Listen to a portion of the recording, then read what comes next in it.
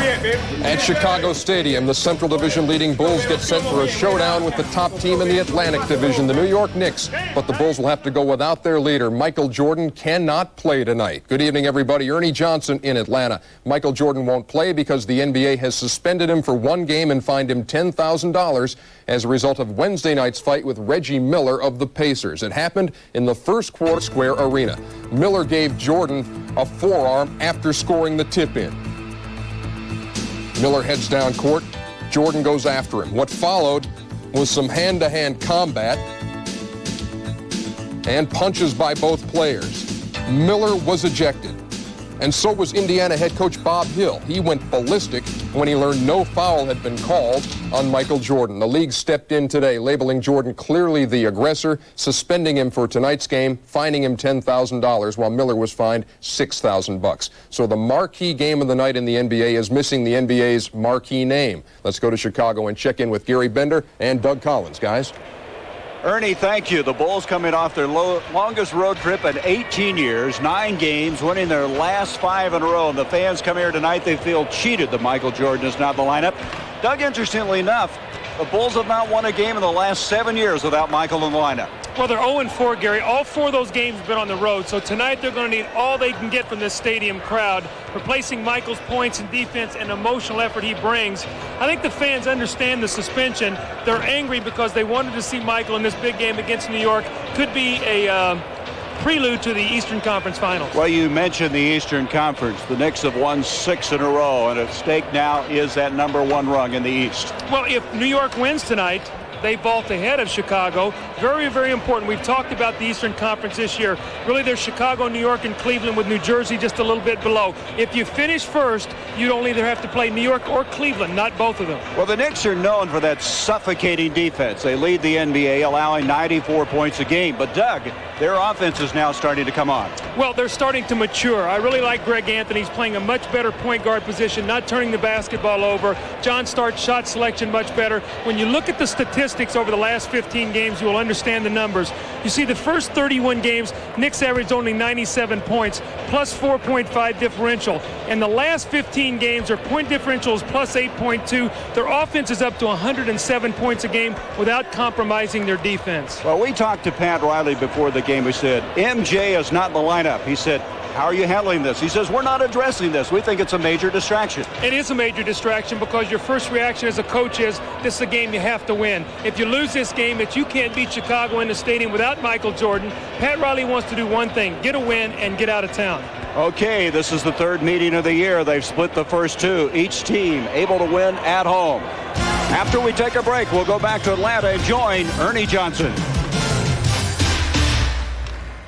And Chicago Stadium sold out for the 266th straight time. And here's tonight's Chief Eagles starting lineups. And Doug, with Michael Jordan out of there, it changes some things. Well, I think what Chicago, they've gone to a big lineup, and they've gone with Horace Grant at the small forward. Scott Williams will match up against Oakley, Cartwright against Ewing. But the matchup to watch is Scottie Pippen will play Greg Anthony, B.J. Armstrong against John Starks. The reason Chicago is doing that is they do not want Scottie Pippen to have to chase Starks through all the screens and all the picks he's going to get. They feel it will wear him down. He's going to have to play heavy minutes tonight without Michael Jordan. So the Bulls come in here. They've won 5 in a row. The Knicks 6 straight. And Pat Riley, who will be coaching the Eastern Conference All-Stars, his 9th All-Star coaching assignment. First for the Knicks since Red Holtzman in 1971. He's there because of the Riley rule. You can't go to 2 All-Star games consecutively. As an end result, Phil Jackson, who had the best record in the East, will not go to Salt Lake City. Yeah, so Pat Riley said, I'm getting him the other way now. Well, the first game was played on November 28th. And the Knicks able to win that ball game 112-75. A couple things to watch, Gary. First of all, rebounds. New York plus 21. Shooting percentage for Chicago 32%. Jordan, Pippen, and Grant only 44%. And what they did shoot from the field, 75 points for the Bulls. When you flip it over, when the Bulls won, they scored 89 points, but it's still shot only 40%. And again, rebounds. Look at the Knicks, plus 19. The one area that they really got Chicago was the turnovers. 27 turnovers, which led to 22 points. Michael had 42 of the 89 points. Now, will Chicago be able to extend their defense and pressure the guards and create the kind of turnovers they'd like to get without Michael Jordan out there on the floor? In that second game, the Bulls really turned the pressure up, and the Knicks scored only 28 points in the second half. The score at halftime of that game was 49-39, and the Bulls came out in the third quarter, really turned up their level of defense, got a lot of turnovers, got their running game started, and Michael had a big second half. Steve Javy puts it up, and the Knicks will have possession first. Here's Greg Anthony, who's been playing very well, shooting over 64% of the last 6 games. As Pat Riley says, he knows he's our starter. And John Starks has been hot.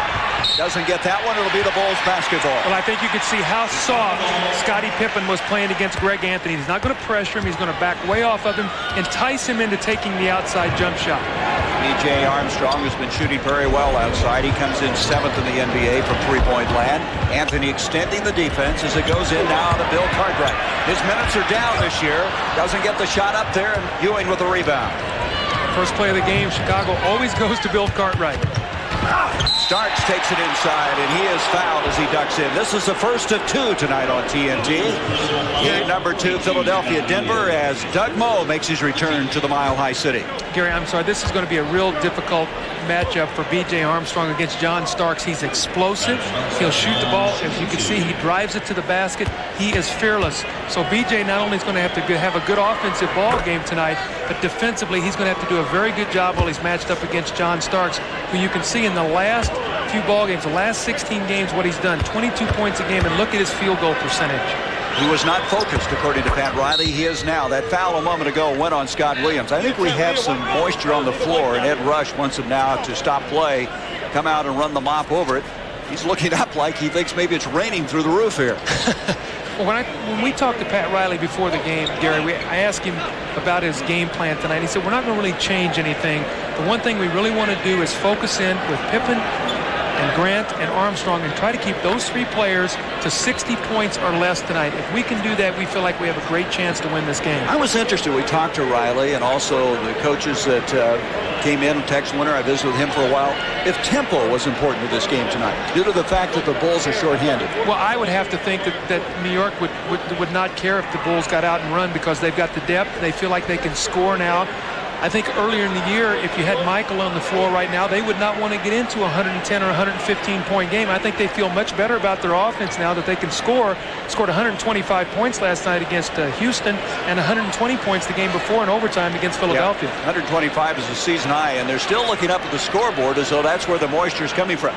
Doug, one other thing that you mentioned, and you've been in this ballpark so many times, the crowd this year has not been near as intimidating as in years past. Well, I think what has happened is the team has gotten so good. The people have come in their shirts and ties now. They sort of sit back and they watch the greatness of this Chicago team, and they've been a little bit spoiled through the success. The Bulls are going to need them to crank it up tonight. They're going to need the energy of the 6-man that this crowd can create. Scottie Pippen dumps it inside to Scott Williams, he being the guy starting in the absence of Michael Jordan. Jordan will be ready to go tomorrow night here against the Cleveland Cavaliers. Yeah, wouldn't you like to be Craig Elo and Gerald Wilkins? B.J. Armstrong, very creative on that shot. Well, B.J.'s playing super right now. His scoring is up to 16 points over the last few games, so he's about 4 points over his average, playing very, very well. Greg Anthony shooting, and he has been shooting so much better. One thing that Riley said is people drop off of him, so when he misses a shot, it just really accentuates the miss. It looks like more of a glaring miss than it is before. You see the double team against Scottie. That's a 3 by Armstrong. We mentioned he's 7th in the NBA. Rebound followed by Scottie Pippen. See, what Scottie would really like to do tonight is entice Greg Anthony into taking a lot of those open shots. When you see Scottie, he's playing way off of Greg Anthony. Patrick Ewing has not even touched the ball yet in the offensive set. Anthony will try one from outside, and that should help his confidence as he deadlocks it at 4. But you can see he was wide open. That's 2 wide open shots. They'll take their chances, Chicago speaking there, of letting him take 10, 12, 15 shots. Coming into Cartwright. Cartwright's numbers are down this year. He's averaging 6 points as opposed to 8 a year ago. His minutes are down about 3. Pippen backing Starks inside. A little mismatch there. Starks giving away. to the 6'7" Pippen, and he hits a three from outside. Well, people in Chicago, what they're waiting for is, can Scottie Pippen be a great player? Can he carry this team without Michael Jordan on the floor? Well, Scottie has a chance here at home tonight to silence some of the critics who feel like he's a great second man, but not the great guy that can be that guy that will carry you in the crunch. Got to remove himself from the shadow of Michael Jordan. Is Smith with a nice drive to the hoop. Charles Smith playing that number 3 spot, not totally comfortable there. Well, he's really out of position there, and Pat Riley knows it's a big adjustment for him, but he's doing what it's necessary for the team to win right now. A better matchup against Horace Grant than he would have against Scottie Pippen. 8 seconds on the shot clock. Back to Pippen. Pippen had 30 points in the last ball game Wednesday against the Indiana Pacers, and Grant is marked by Charles Smith. Charles Smith has a tendency to get in early foul trouble. I've seen him now 4 or 5 ball games where he gets up 2-3 quick fouls, has to sit down, never allows himself to get in the flow of the game. But BJ, with great penetration, forces the help, and here comes Charles Smith. Patrick Ewing was in pretty good defensive position. Charles Smith took the hard foul. Horace Grant having a real difficult time at the free throw line this year, under 61%. Yeah, last year he shot 74%. Yeah, he's struggling, and you look at Scottie Pippen's numbers too. They're way down. He's at 66%. Last year he shot 76%. So some of the reason the Bulls' scoring is off this year is because those two players have struggled at the free throw line. Well, the team has struggled as far as their shooting has been concerned. They had 55% in their last game, but for the year they're shooting 47. Yeah, after being at 508 last year, which is number 1 in the league. So those numbers are down, not getting as many easy baskets. 9-6, the Bulls with the early advantage. Anthony all the way, dumps it off to Ewing from outside, and Ewing had 40 points this week in a ball game, hitting from outside. He's probably the best jump shooting big man in the NBA. Yeah, he really has established himself. Boy, Pippen is... That'll count, and the foul will go on John Starks. Scottie off to a big start. Chicago felt, going into this game, that Scottie had a major size advantage over Starks. Right now you can see him taking the ball to the scoring territory, pulling up, and Starks hitting him on the elbow. Nice effort by Scottie Pippen for the three-point play. So Scottie Pippen with 7 quick first-quarter points of the 12 Chicago Bull points. Well, he's answered some of that question that you posed earlier. 12-8 now as we have 8:39 to go in the first quarter. John Starks started the first 8, now started the last 7 games. Kicked out of bounds by Armstrong. 10 seconds on the shot clock.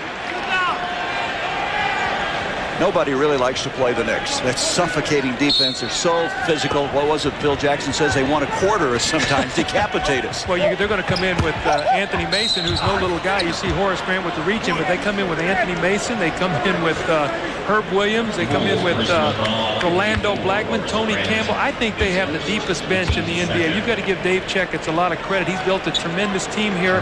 They got below the salary cap, put themselves in a position to pick up some veteran players. And they would very much like to unseat Chicago this year and go on and be the NBA champion. The foul was on Horace Grant, his first, as Smith was able to hit the free throw.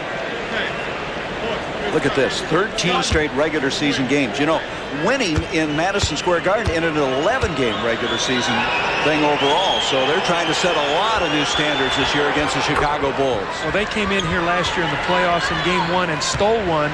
People thought it was going to be an aberration, and they stood toe-to-toe with the Bulls for 7 games before Michael knocked them out in Game 7 with a tremendous game. Good heads-up play by Starks. He tracks it down. Pippen is there. He intimidated the shot. Good defense by Scottie Pippen. And then we have a blocking foul on Pippen as he jumped in front of Starks. Now, Eddie Rush started to call a block, and then he saw Scottie Pippen was going to put the ball on the floor. The minute Scottie had room to put the ball on the floor, watch this now, misses the shot. Scottie has a chance to put the ball on the floor, which means he has a chance to change direction. And in doing that, it becomes a charge and not a block. Right there, see, he puts it on the floor. The minute it goes on the floor, it's a charge, not a block. Ewing missing a shot he hit earlier. Oakley keeps it alive. Charles Oakley, kind of an unsung guy in this ball club now. Starks missing. Ewing tries to follow. Cartwright brings it down. 3-on-2. Grant to finish. Oh, he hits hard. Oh, he went down hard. Oh, did he ever. He hit the small of his back. Starks inadvertently went under him, committing the foul, but he hit very hard. Well, Chicago does not need this. I mean, they're without Michael Jordan. And now Horace Grant is down. This was not a play that John Starks tried to hurt Horace Grant. He tried to take a charge and did not get there soon enough. Let's hope that Horace is going to be okay. He is down right now. We're going to have a 40-second timeout right now as they look over Horace Grant. And as you mentioned, the Bulls don't have a lot of depth anyway. And if Grant cannot continue tonight, they are certainly going to have their problems. Let's look at it again. Now watch John Starks. The pass is going to go to Horace Grant. He steps over to try to take the charge. He did not try to come underneath him at all. Horace tried to go past him, and when he came down, he came right down on his tailbone. Watch this. Now you see Horace try to slide by him. Horace does not have a lot of padding there. Well, they're going to take a full timeout. Horace Grant getting up very slowly as you look again. And the point being, Starks did not undercut him at all. Grant goes down hard. We'll be back. The Bulls leading by 2. Finish. Watch it again. Again, John Starks was holding his position. Horace tried to slide sideways, so this was not a play that John Starks tried to injure Horace Grant. He took a nasty fall on his backside. Horace Grant will shoot 2 free throws. He appears to be okay. Well, we're still having some problems with some moisture coming through the roof, and you were saying something about Michael Jordan may have sabotaged this place. Michael says, I will play this game. We're going to play it at a later date. We're going to have to cancel this with moisture on the floor. So this might not go away tonight, Gary. Well, they're building a new one adjacent to here, but it's not quite ready to move into yet. Grant, by the way, has been so durable. He's missed only 11 games in 6 years, missing the free throw there. But as we mentioned, he's been struggling at the free throw line. You know, those goggles that he wears really are prescription eyeglasses. They're not as much for the protection as some other players in the league. Needs to clean them off maybe a little bit. Well, he shot free throws well. You know, you get in a slump sometimes. Then you get to the free throw line and you're not comfortable. Here's Chicago with the full court pressure defense. More of a fake pressure just to try to slow New York down a little bit, make them use some clock. Here's Greg Anthony. He has started now the last 24 ball games for this Knicks team. Smith from outside. Grant was in his face, followed by Ewing. Ewing had inside position. There's a foul on the play. They're going to call a foul on Charles Oakley, I believe, so the basket will not count. See, with Orlando Blackman in the game now, B.J. Armstrong will play Greg Anthony. Pippen will play Blackman. So that matchup now changes. New York started out shooting a lot of jump shots. They have not gone into Patrick Ewing much at all to start this first quarter, Gary. Well, they're only 3 for 10 shooting, which would be evidence of what you're saying. Offense not going through Patrick Ewing. Armstrong misses. Here comes the Knicks, 4 on 2. Anthony kicks it back outside to Orlando Blackman, who's just checked into the ball game. He dumps it out to Oakley. There's another jump shot. And look at Smith follows. And look at Horace Grant run up and down the floor. He is hurting. I mean, I watched Horace. I don't know whether he's going to be able to continue or not. Boy, and they are really going to miss him if he's not able to continue. I guess you could go in and get some heat on it as it comes into Scott Williams. Williams turnaround jumper. That's not their game right now. And there's a good hustle effort by Grant. Pippen will take it to the hole. Williams keeps it alive. Boy, he just plays this game with a snarl. He got it, and he's fouled by Smith. Look at Horace Grant. He's looking at the bench right now, looking to maybe come out of the ball game. Let's see if Phil Jackson takes him out. Smith with his second foul. Boy, what a hustle effort, though, by Grant. Bad back and all. Well, Scottie Pippen, I thought he got hit on the arm. There's no call, and Scottie Williams just working so hard on the boards. The pump fake. This young man is really coming into his own. An emotional player who's really getting better defensively. He's playing very, very well as a backup to Bill Cartwright. They're going to need them both tonight. Cartwright's minutes are way down. I don't know how much he's going to be able to play tonight, but they need him against Patrick Ewing with Scott Williams playing as a power forward. They really are down. He's only averaging 20 minutes a game. So now Trent Tucker's come to the ball game. Horace Grant, they're going to look him over. They may have to take him to the locker room. Ewing backing down with 9 seconds. Smith, who has 2 fouls now. Nice pass to Oakley, and he's fouled, and the basket will count. Nice play. Yeah, nice play by Charles Smith also, too. He did not settle for the jump shot. They've been taking too many jump shots. And this time he decides he caught Scotty by surprise. A nice no-look pass. There's the pump fake and the foul and the delivery and finish by Charles Oakley. Horace Grant right back in the game now for Scott Williams. Scott Williams committing his second foul leaves. As Oakley goes to the line for a chance at a three-point play. He played the other night, did not score a point. But he's one of those guys who does such a good job rebounding. He averages only 25 minutes a game, but almost 8 rebounds a game. Charles has done a good job in and not feeling like he has to be someone else. He's just now being Charles Oakley. He's rebounding, playing the tough defense. If the shot is there, he's taking it, but he's not getting frustrated if he's not part of the offense. Boy, Pippen really active, but blocked by Ewing. Reloads it. Cartwright lost control of it. Anthony kicks it off to Ewing. Nice drop step move. Rebound Blackman. And Blackman, who's been shooting so well since missing 2 games with the back spasms, hits that one. Gary, I've seen 3 dunks missed in this game already. What's going on here? Must be the moisture from the backboard. I guess. Michael's presence being felt here tonight. Right backing down. As Doug said, he may have to step forward tonight. The rebound by Blackman.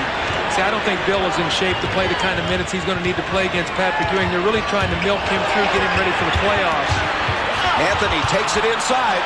That was one thing he wasn't doing this year, was taking to the hole as well and finishing his shots. His concentration, Gary, is much better on his finish. He was getting inside, but he was missing a lot of the shots because his eyes were floating and moving and not being unfocused on the target.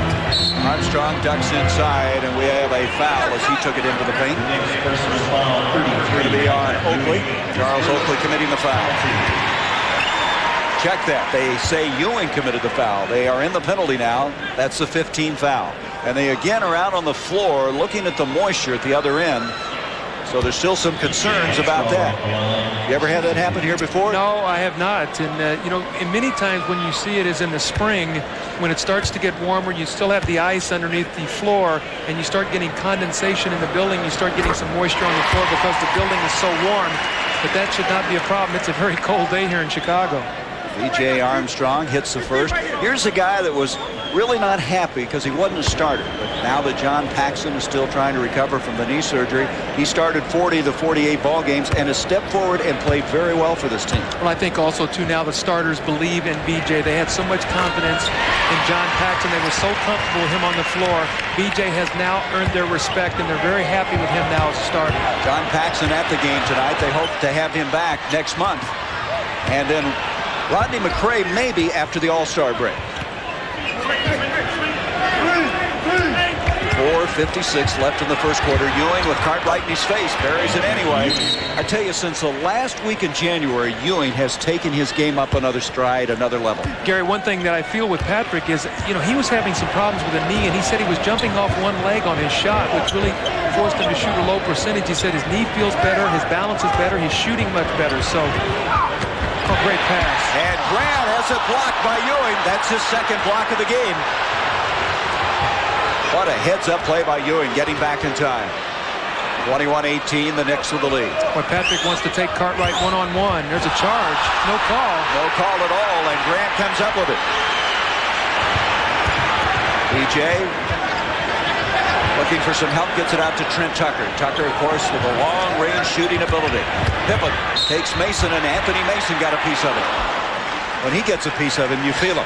Anthony Mason has been playing great basketball. He's rebounding well, scoring well, giving them a defensive presence. We had the ball game last week, Miami, New York. In New York, Glenn Rice had jumped out to a big start, 18 points in the first quarter, and Tony Campbell and Mason came in and played him, held him to 7 points the rest of the night, then held him to 2 for 9 shooting the next night. So he's playing excellent defense and playing well within the framework of this team. Very, very important part of this ball club. Boy, his numbers are up. Pippen now has 9 points in this game, 2 rebounds, and he right now seemingly going to carry the map with Michael Jordan out there. He has stepped forward. That's what you wanted to know. Scotty right now, no dribbles on his free throw. I don't think I've ever seen him shoot like that. He just took the ball right from the referee and shot as if he was shooting a jump shot. And they come out trapping on Blackman. He calls a timeout. Well, this is a team that has almost 10 steals a game, the Bulls, forcing 17 turnovers. They're going to take the 22nd timeout. They really caught the Knicks unaware there. Well, anytime Chicago scores in that kind of situation with a foul line, the New York is going to have to be prepared for the full court pressure defense. New York threw the ball into the corner. They got themselves caught. Smart play by Blackman to take the 22nd timeout. They're going to go to a full timeout now, Doug. They've changed it. We'll be back in a moment. Collins at Chicago Stadium. The Knicks by 1. Some other scores tonight in the NBA. We're going to check them for you. Cleveland, they're 3.5 games back of Chicago coming in tonight. Yes, they play in Chicago tomorrow night. That's right. And how about this New Jersey team, they've won 3 in a row. Detroit without Dennis Rodman really going through some problems, but the early lead there. 2-15 without Dennis Rodman. The guy averages 5 points a game, and they're 2-50. Look at this play out of the timeout. 2-on-1 break. And a foul will go on Cartwright. You made an interesting observation during the break. The Bulls played hard, but can they sustain all this? So that's what happens is you come in a game like this, shorthanded, you're home for the first time in 9 games. The crowd is behind you. You're excited. You use up a lot of energy early, and then the game comes down to execution. And can you sustain it for 48 minutes playing shorthanded? That's what we'll have to find out tonight about the Bulls. Speaking of shorthanded, this documents what you're talking about. Of course, Jordan suspended. Paxson and McRae, they hope to have back after the All-Star game. Now, Stacey King did not play Wednesday night, but they thought he was ready tonight. They're going to need some minutes out of him tonight because basically they're starting a Bill Cartwright and a Scott Williams and a Horace Grant, 3 of their bigger players. I think Cartwright might be bleeding right now. He's going to have to probably leave the game. He's got blood on his right forearm. So he's probably going to have to sit down now, which means either Will Perdue or Stacey King or Scott Williams will have to come back into the game. Well, here comes Scott Williams answering exactly what you said. They're shorthanded enough without those kind of problems. Exactly. So Williams will come in, and Cartwright will have to be administered to as he will leave. Looks like maybe his right elbow. I'm sure what Phil Jackson would like to do tonight is keep Bill Cartwright on the floor as much as he can against Patrick Ewing. So when Patrick takes a rest, to rest Bill Cartwright, this forces him to use a different person on Patrick Ewing, a smaller person, Scott Williams. Let's see if Patrick can expose the flaw there now in the front line of the Chicago Bulls. The Knicks by 3 inside 4 minutes to go now in this first quarter. Brent Tucker, you can see they respect his range as Blackman extends the defense against him. From the corner, Pippen and Scottie. Pippen has been the man thus far in the early going. He had 30 points in the last ball game. He has 12 here tonight. Well, Scottie struggled on the first part of the road trip. The last 3 games, he's averaging 27 points a ball game. Hustled down the floor by Armstrong. He can't get it. Tucker's there. Trent Tucker is a block from behind, but the Bulls still have it. Here's PJ again. Followed by Grant. It just won't go down for Chicago. Boy, Chicago's playing furiously, though. What a tremendous effort in that series by the Chicago Bulls, and the crowd really appreciates it. What a tremendous effort. Well, you said the crowd has been a little bit laid back, but they're not now. That will get you going. Gary, what an effort there by BJ, by Trent Tucker, by Horace Grant, all of the players. Blackman, who's been shooting much better off his rhythm, which he loves. Rebound cleared by Grant. Watching Grant run, he still looks a little bit shaky out there. Yeah, and I think also that will be something that will even hurt him worse tomorrow as he stiffens up overnight. Boy, this crowd is buzzing right now. Tucker will take it in. Nice pass to Grant.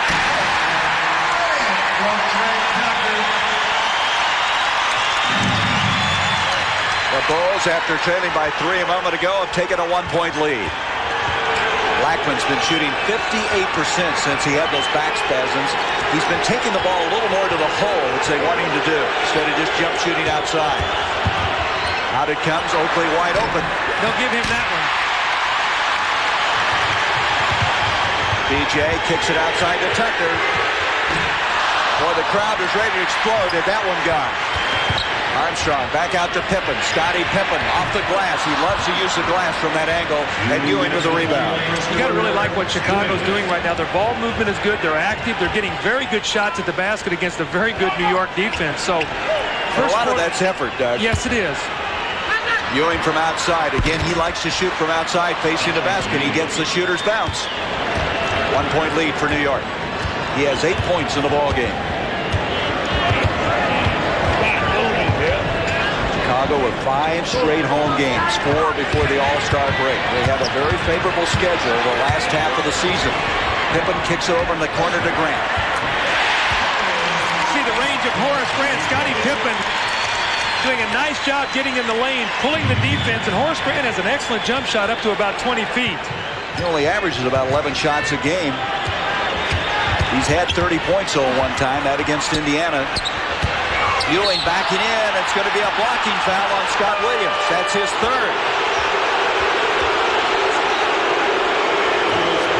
And obviously, this partisan Bulls crowd doesn't agree with that, as Darrell Walker getting ready to come in. Well, let's take a look here. Scott Williams, he threw his chest out there just enough.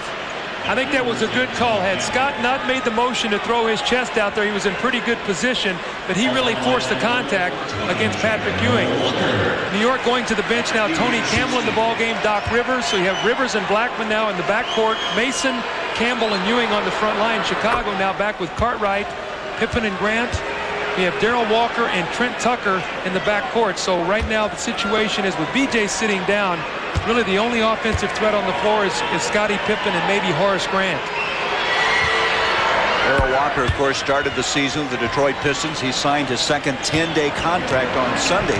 Very good defensive player, but hasn't scored since coming to Chicago. He really has done a good job, Darrell Walker, giving them a feisty kind of guy, too. Really played well on the road trip. Pass intended inside for Pippen. Good hustle effort that time by Tony Campbell. Tucker from outside. He's missed two from outside. Well, you normally give him that kind of look, Gary. He's going to bury that. That's two shots. Such a great deep shooter. Tony Campbell has really come on the last few games for this New York team. After starting early in the year, he stayed focused. And so when Pat Riley called on him, he's been able to answer it very effectively. Doc Rivers missing. Pippen with the rebound. Get the last shot, Gary. There's about a 2-second differential. They like to isolate Scottie Pippen. Tucker spotting up for three. Darrell Walker's the guy you would want to leave here, so Doc Rivers should be the guy to double team and help out Campbell. He should force him towards Doc Rivers. Pippen takes it inside. Ewing has it stripped momentarily by Walker. They get it back. You see the time remaining. Ewing as the buzzer sounds, and we've played one quarter. The Knicks 27, the Bulls 26, as the Knicks trying to win their 7th straight. First time in 13 regular season games here in Chicago. 2 tonight in our doubleheader. Philadelphia against Denver in the Mile High City. Ron Thulin and Jack Gibbons will be describing that ball game. Doug Moe going back to Denver. Right now we have a 27-26 game here. The Knicks.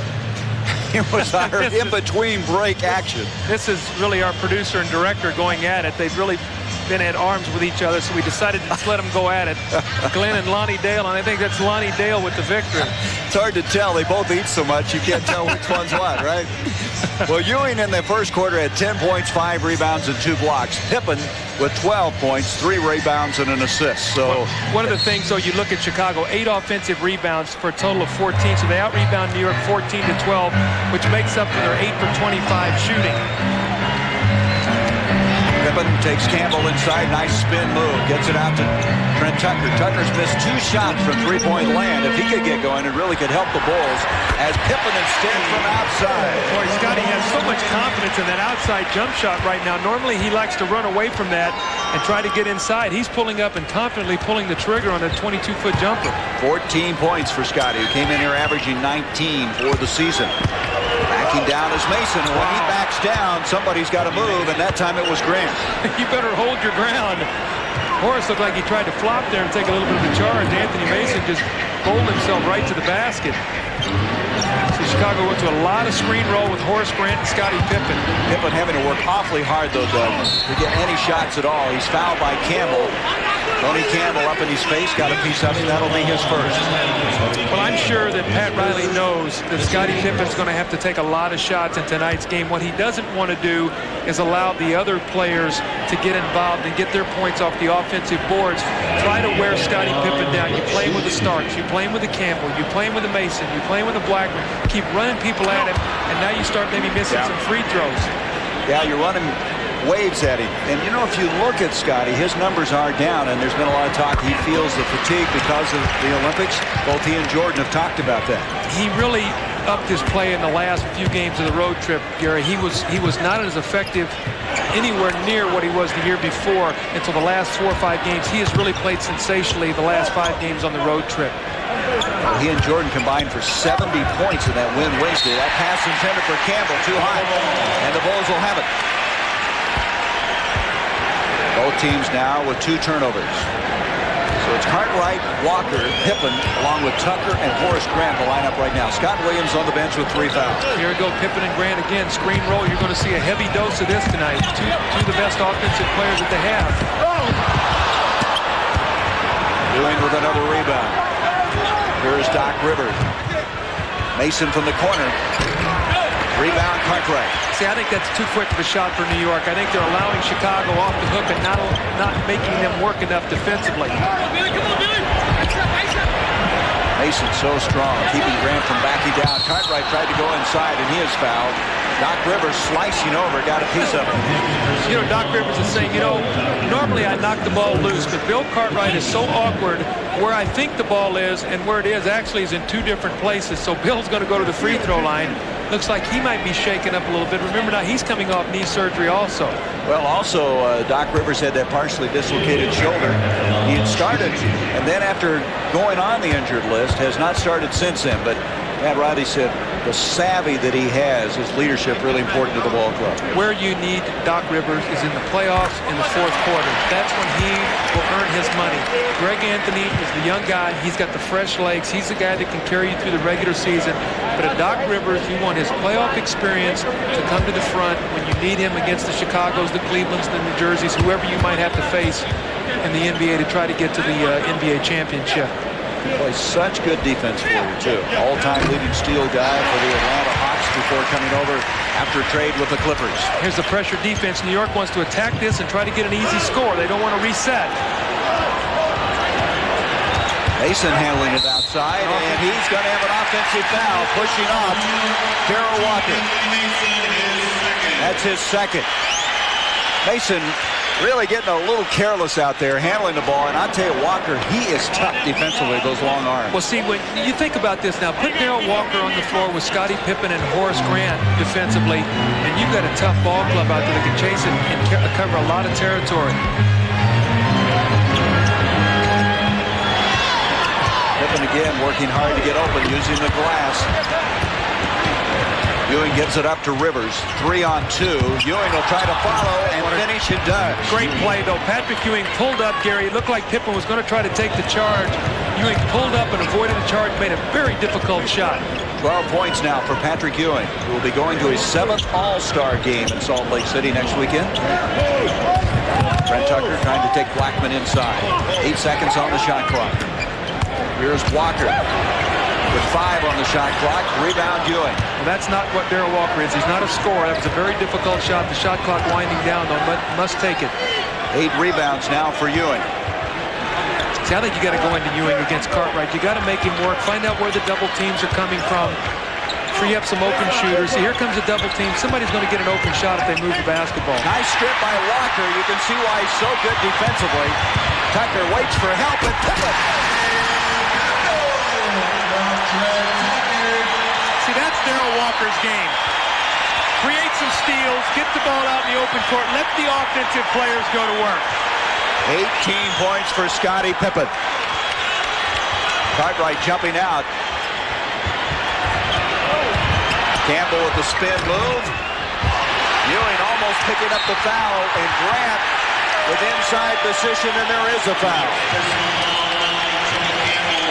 On Campbell, Tony Campbell commits his second. See, Darrell Walker with the great hands against Patrick Ewing throws the ball ahead to Tucker. Scottie Pippen, the trailer, coming right down the middle of the floor.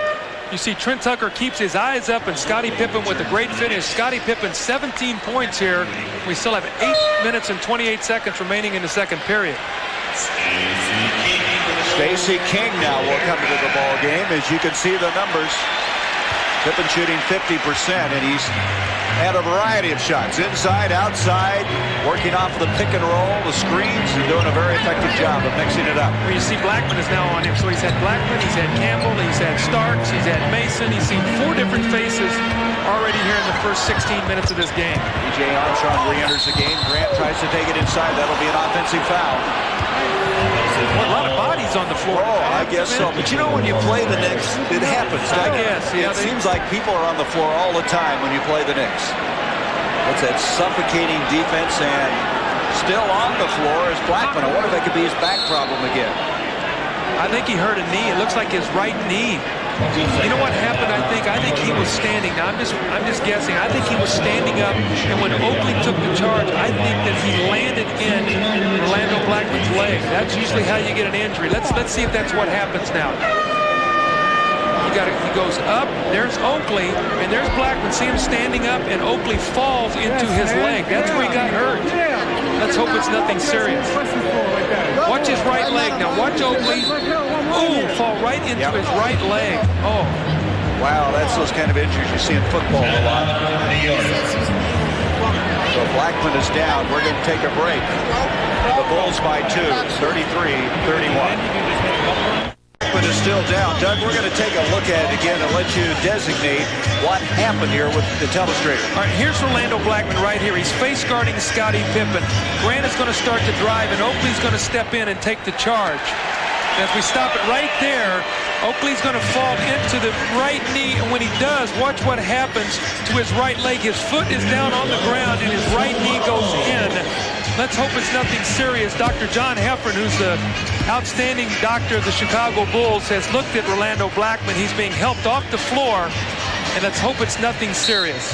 Well, this guy has had some real problems this year. He's out the entire preseason with back spasms, missed 2 games with the same back problems. In fact, Pat Riley was saying it's something he's had to learn to play with. He says there's been pain, but he's learned to do that. But now, with another difficult situation, that being the knee or the lower leg. So he will now be assisted to into the bench, and they'll look him over there. Well, see, Dr. John Heffern is the man right there in the blue sport coat. He's the one. He's the Bulls doctor. He's an outstanding doctor. He'll be checking out Orlando Blackman. Don't be fooled by the fact that Orlando Blackman walked off the court. That does not mean it's not a serious injury. I hear many people say, well, it's a great sign he's walking off. In many instances it is, but you do not know the damage, because many instances there can be a tear in there, and you can still walk off on your own power. That's a good point. The Bulls are shooting only 33%, but they're out rebounding New York 16-14, and they've forced 5 Knicks turnovers. So they've compensated. That's a travel. See, Mason's trying to do too much right now offensively. I don't see New York running their precision offense right now. It's like your turn, my turn down the floor, and the Bulls have taken him out of their offense. So Patrick Ewing sitting down right now, Stacey King on the floor, Charles Smith matched up against him. So with Ewing now on the bench, Charles Smith in there. Of course, their offense usually goes through Ewing. Out of there now, Mason trying to make something happen. That ball hit by Rivers, so they can still play it with 5 seconds on the shot clock. With 2, B.J. Armstrong with a leaner. That's 2 of those leaners tonight for B.J. Got one early in the game on the other side of the court. 4-point lead now for the Bulls. That'll be New York's basketball. Mason will inbound. Let's see if the New York tries to go to Charles Smith into the post. He's an excellent low post player. Let's see if they try to post him up against Horace Grant. He had 20 points and 12 rebounds when he started at center the game that Ewing was out, and that's an air ball. Doc Rivers wasn't even close. He has a shoulder injury. I think that it's really affected his outside shooting. Right now, New York playing right into the hands of Chicago, Gary. They're not very patient, not moving the basketball. Their shot selection is not good. And the Knicks are scoreless in the last 2.5 minutes. This guy hasn't been scoreless. Rebound by Rivers. Rivers going very high and fouled on the way down. I think your point about Rivers well taken. He has not been shooting the ball as well since that partial separation. He's going to come out of the ball game now, and Greg Anthony will come in. You know, New York has not gotten many easy baskets in this game. They have not been able to rebound. Chicago's done an excellent job with second shots, so there's no defensive rebounding where they can get out and run, get some easy scores. Everything's in the half court. Mason trying to shed Grant inside. Starks missing. Now Starks started out missing. He's one of those streak shooters. If he could get hot, it could make a big difference. But he was never on balance. His shoulders were never square. Starks is 0 for 4 tonight. He started out early and missed 2 early, and it's hurt his confidence. Pippen off to Armstrong. B.J. from outside, and he's hit 2 big baskets now. Well, Scottie Pippen is doing everything. You know, he's either getting the shot or he's creating shots for other people. Let's see if he can do this for 48 minutes. I think that's going to be the real test. 8 points in the ball game for Armstrong. A 6-0 run blocked by Walker. He and Grant went up. I believe they're going to call the foul on Walker. It will be his second. Looked like a pretty good defensive play, but he must have gotten a piece of him on the way up. You know, it's interesting. There was a lot of talk that the Knicks felt too much of their offense went through Ewing. Took too long to get a shot up. But yet when he's out of there right now, they're not having any continuity at all. You know, it happens in a game like this, and you talk about distractions, and you can say whatever you want to say. The Knicks know that Michael Jordan is not here, and your tendency is you'll do some things on your own. Yep. You're playing shorthanded. You'll make some things happen. New York has to get back the way they were playing as a team over the period of games that they played the last 15 games, where they've done everything in the flow of their offense. Chicago is an excellent defensive team, so they're going to be well tuned to try to stop them. They've got to make the extra pass. The Knicks have hit all 10 of their free throws in this first half. They trap outside. Armstrong recognized it quickly. Into Stacey King, playing with a sore knee. Turn around, and he can really help this team if he can step up. Well, Stacey can score. Now, you put him on the floor for some minutes. He's not going to rebound. He's not going to defend well for you, but he can score some points. 39-33, the Bulls jumping out, playing good defense now is Stacey King. And Anthony takes him inside. Rebound, and a nice putback by Oakley. That's what Oakley does best. He just positions himself, bodies you out of there. Well, he averaged 15 points a game one year for me by just getting Michael Jordan's misses and laying him in the basket. Illegal defense warning against the Knicks. Well, Doug Collins and I, at the conclusion of tonight's game, will be selecting the Budweiser player of the game.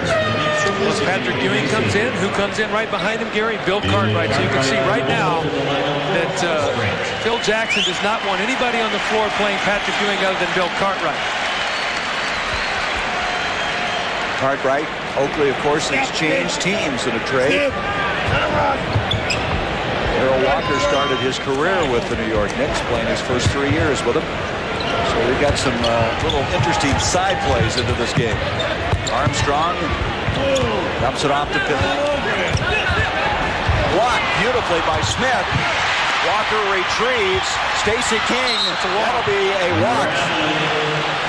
And somehow he just lost control of the ball. Ball slipped out of his hands. I don't know if it had moisture on it or whatever. A great play by Charles Smith to block Scottie Pippen's jumper. Then Darrell Walker picked up the loose ball, got it to Stacey King. The ball just slipped out of his hands. 4:43 left to go in this first half. 39-35 Chicago. Starks kicks it out to Anthony. Good ball movement. Smith baseline. Nice play by Charles Smith. But Gary, he did not settle for the jump shot. You notice the shot was there. He pump faked and got the ball to the basket for a layup. If New York will be more patient, they will get those kind of shots. Chicago's defense will wear down a little bit. 8 points in the ball game for Charles Smith.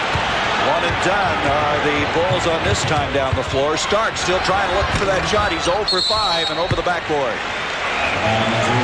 So with 4:10 to go in this first half, the Bulls returning home after a long 9-game road trip.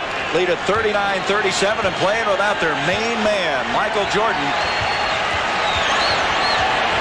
I'm Gary Bender along with Doug Collins. The first of 2, Philadelphia, Denver to follow this one. And there's a nice play by King. It'll count and he's fouled.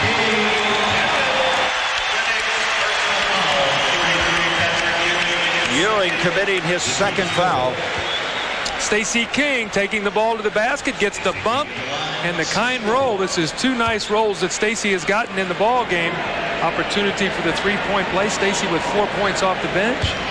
He started 1 game this year, Doug, and he had a season-high 19 points in that ball game. But hasn't had very many moments this year. When you look out at Stacey right now, he's not in great playing shape. He's not been playing a lot of minutes, and he's already gasping for air. They need him tonight to be able to give him something, and he's just not in great playing shape at this point in time.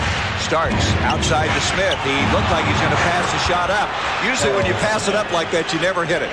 You know, Charles Smith is a big-time talent, Gary. When they can figure out exactly where he fits in, this guy can score. I just don't think he can defend at the 3 spot against the Pippins that they're going to have to beat the playoffs. He's 4 of 5 tonight for 10 points, says King, taking it inside, and Oakley got him on the wrist. That'll be his second. Well, King may be huffing and puffing, but he's still trying to make some things happen out there. Let's see if he can get to the free throw line. The last free throw he shot was not a comfortable one. It was one that where you're tired and you don't get your legs in. Let's see, Stacey's trying to get his breath here, so he's got 2 free throws. By the way, on Orlando Blackman, bruised right knee, may return. That's the diagnosis we have right now. That's a good sign, because I'm sure that Doc Heffron checked him out to make sure that there was no ligament damage. So with that being the case, maybe Orlando Blackman will be able to play again tonight. So getting a breather is Pippen with 3:26 to go in this first half. Let's see how long that Phil can go with Scotty sitting down. We have BJ now and Darrell Walker in the back court. Pippen checks out with 18 points. King gets 1 of 2 free throws. This team averaging almost 10 steals a game, the Bulls. But with Jordan out of there, who's one of the best at that, it would be hard for them to match that. This guy right here has not been able to make a shot. There's finally a field goal that's only 4 points. He's tried to get some shots at the basket, has not been able to get anything to go. That's the way to do it, though. Run him off the pick, off of the screen, get him some confidence. And he squared up well, something you pointed out he didn't do earlier. 9 seconds on the shot clock as Ewing jumps outside, and that caused the turnover. He jumped down, and Armstrong double-dribbled the ball. We're going to have a full timeout called by Chicago. 2:49 left to go in the first half. Chicago 42 and the Knicks down by 1. Reebok halftime report. Ernie Johnson will be joined in the studios with Orlando Magic head coach Matt Guokas. And of course the Magic already have won more games they did entire last season. They'll take a look at all of today's NBA news, as well as scores and highlights from around the league, including the Charlotte at Miami game. And of course, Charlotte, an impressive win over the Magic last night.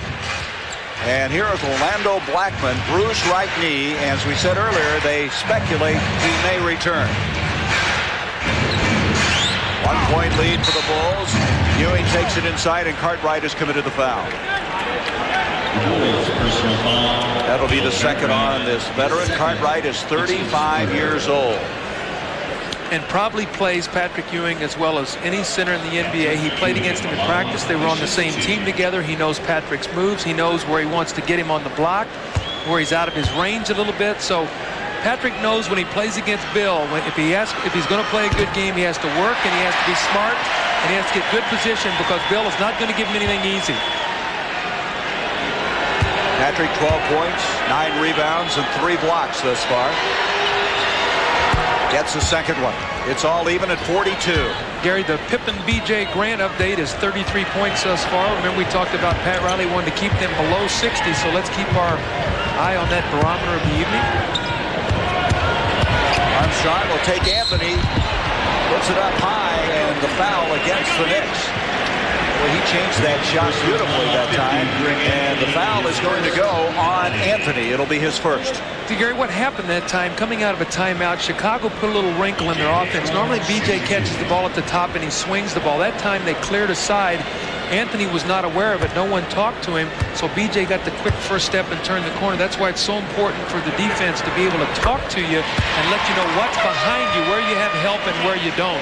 Trent Tucker will replace Darrell Walker. The one thing about B.J. Armstrong, he's proved this year, Doug, is he can create his own shot. Yes, he has done that. And, well, that comes with getting more confidence. You know, when you first start out and you're a young player, you just want to fit in. And then as you get a little more confident, you start taking more chances, realizing that if you do make some mistakes, you're going to be able to stay on the floor. That's just called maturing as a player. So the 2 free throws give the Bulls that 2-point lead. Tucker now matched up on Anthony. Now, Trent's not known for his defense. Then it comes to Smith. They double up on him. Ewing, who loves to jump shoot from outside. That doesn't look good. There's a push, and Oakley is caught. He is spotted. He almost got away with it. I think Charles's reputation got that foul. Trent Tucker was in front of him. Charles jumped and gave him just a little bump. Oak's looking over at me and sort of shaking his head. I've seen that look before, but there's the bump, just enough to knock Trent Tucker out of the way. 5-team fouls for New York, so Trent Tucker will be at the free throw line here to shoot 2. And it's the third on Oakley. I think he can't do anything very subtle, is what you're trying to say. It's pretty hard for Charles to be subtle. You got to love Charles, though. You know what? The guy gives you everything he's got every single night. You never have to guess with Charles Oakley. What you see is what you get every night. He's going to give you effort. Yep. He's going to play hard, and all he wants to do is win, and number one, be appreciated. Yep. And he adjusts his role, doesn't he? Right. If you appreciate Charles, he'll do anything in the world for you. So Campbell will come in as Oakley sits down with 3. So the 3 free throws give the Bulls their advantage as we go to the 2-minute mark now of this first half. 2 minutes. Oh, almost traveled it. Not a jump From shot. outside, he continues to jump shoot it from outside. Not a lot of big men his size have that kind of ability. I agree with you, though. He's one of the better centers in the league, stepping out and shooting that jump shot. Playoffs last year against the Bulls. Remember how he did that? I sure do. 7-game war that they had. Here's Tucker. That's rejected. He wanted goaltending. It'll be Chicago's ball. 7 seconds left now on the shot clock. That's the 4th block in the game for Ewing. See, Trent Tucker is a guy that spots up and gets his feet together. You make him put it on the floor, not nearly as comfortable getting his shot. Get it up. Yes, sir. 3 seconds. 2. Looked like Marcus Haynes there for a minute. And there's a running shot. Good by Sarkstrom. That's 3 of those by BJ tonight, all of them off the glass. He has changed the shot with great touch each time. Anthony backing out. That won't go. Rebound Campbell. And he's fouled by Tucker. Tucker got him on the hand as he went up to put it up. That'll be the first on Trent Tucker. Tucker, who has bounced around the league. This is his 4th team in 1 season that he has played with a year ago. And he's a guy that was originally drafted number 1 in '82 by the New York Knicks.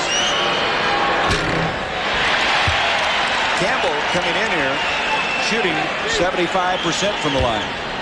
Gary, this is a big game for the New York Knicks. I mean, if Chicago's able to win this game tonight without Michael Jordan and put another loss on them, it's important because of head-to-head tiebreakers in the playoff race. More importantly, New York is trying to pass Chicago for the best record. Tonight they could do that. If Chicago repels that without Michael Jordan, this could be a major, major night for them.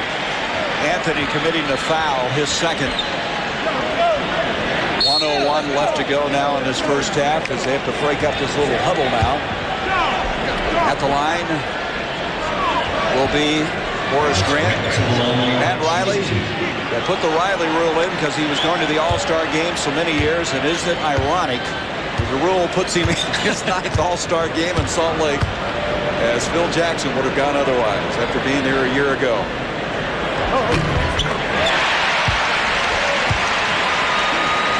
Grant with 8 points and 7 rebounds. Now, in their last 5 wins, he's averaged over 14 rebounds a game. Horace is a tremendous rebounder. He's the number 1 offensive rebounder in the NBA. That's normally how he gets his points or gets to the free throw line. You know, the Bulls are up 5 right now, 1:01 to go. You know they're going to pressure a little bit here defensively. They get a couple stops, and you know they could push it up to a 9-point game. There's still going to be a lot of time, but that would give them a nice cushion at the halftime break. So let's see what happens during the last minute. A little shuffle cut outside as it comes off to Campbell. Anthony from the corner. He's not shooting with confidence. And it's back to Campbell. He lost it. It'll be Chicago's ball.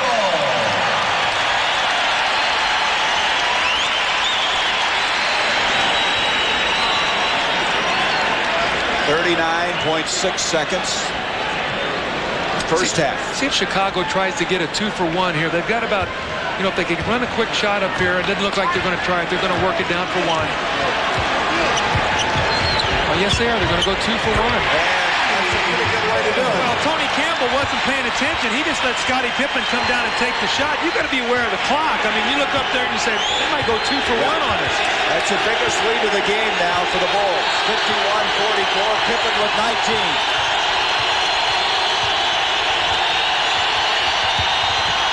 Campbell takes it to the hole. Tries to follow. 10 seconds left in the half. See, he took it too quick. Now, he's not, even though he makes a 3, he got bailed out, but Chicago's going to get the last shot now. Starks got the shooter's bounce on that one. Grant from outside, and that'll end it. And so the Chicago Bulls have returned home, and without Michael Jordan, have a halfway point lead. 51-47. Stay with us. The Reebok halftime report with Ernie Johnson led by as many as 7 and enjoy this 51-47 halftime lead. And Doug Collins, I think one of the big stories is rebounding. Coming into this game, the Knicks led the NBA in rebound margin, plus 5-1, but it's not happening here tonight. Well, in the first 2 games, they were plus 20 on the boards against the Bulls. Tonight, in 44 minutes, Mason Oakley and Charles Smith have no defensive rebounds. What has happened is Chicago's getting to the offensive boards. They've got 9 offensive rebounds, and so they've gotten to the extra free throws. They're plus 6 at the free throw line, and they have 1 more field goal attempt. So although they're only shooting 39% from the field, they're actually winning this ball game at the free throw line. B.J. Armstrong had a couple of spectacular moments. He had 12 points in the first half. This is one of the 3 floating shots like this that B.J. hit during the first half. He had 12 points on 4 of 7 shooting, 4 of 4 free throws, and Scottie Pippen was 7 for 15 from the field with 19 points. Anthony Mason a little slow getting out on the screen, and Scottie shooting the jump shot with a lot of confidence. First half points, you see 19. First 2 games versus New York, he averaged 15 points. I think what's going to be the key, Scottie played 23 minutes, and they played 4 different defenders against him.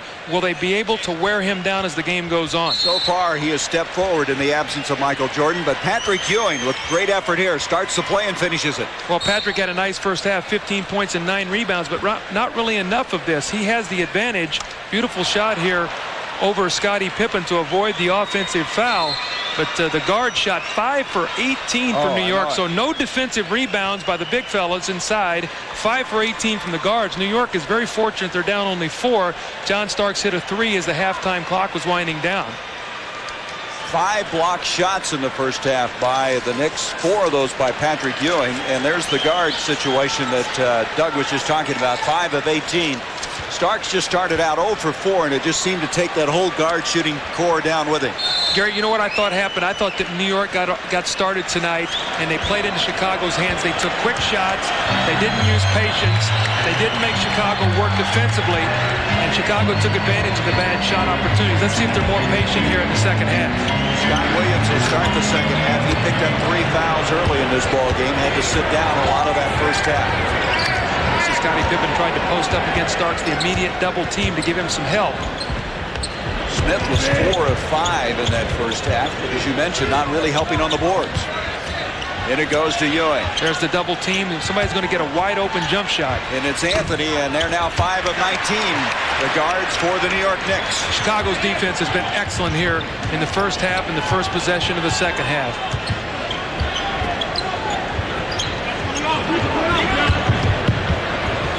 Here's PJ, who had that strong first half, got Anthony in the air, and can't get it to go. Ewing with the rebound.